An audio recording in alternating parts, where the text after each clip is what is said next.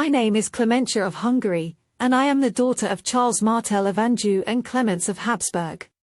Born into the House of Árpád in 1293, my life was destined to intertwine with the thrones of Europe.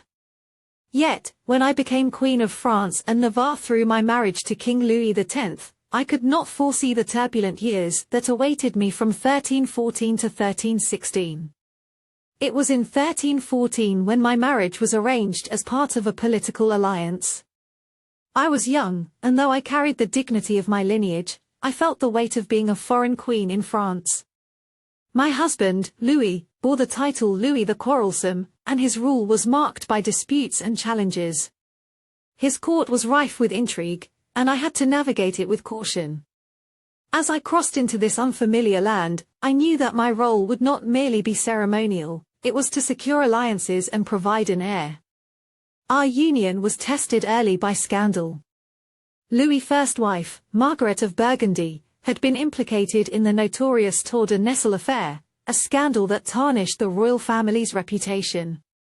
Margaret's death in prison in 1315, under mysterious circumstances, cast a shadow over our marriage. I could sense the whispers and the lingering doubt in the eyes of courtiers. Yet, I resolved to stand firm.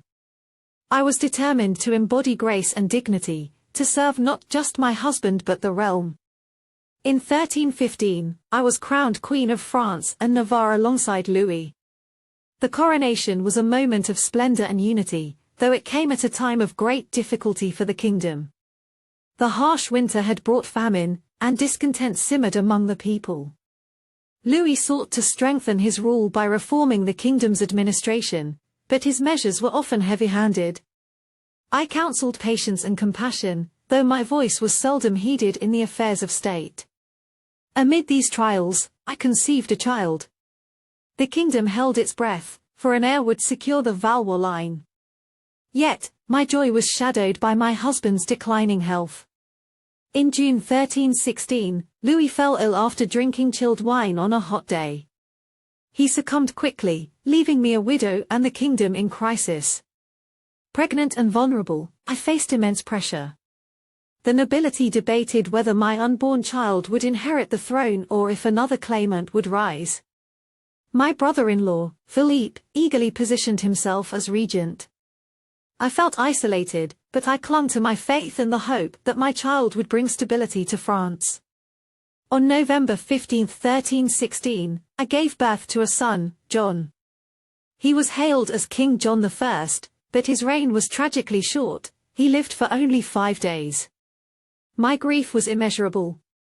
In the span of months, I had lost my husband, my child, and my position as queen.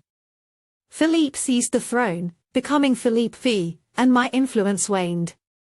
I withdrew from court life, returning to a quieter existence. Yet, even in my seclusion, I reflected on the fleeting nature of power and the enduring strength of resilience. My story, though brief in the annals of history, is one of survival amid turmoil.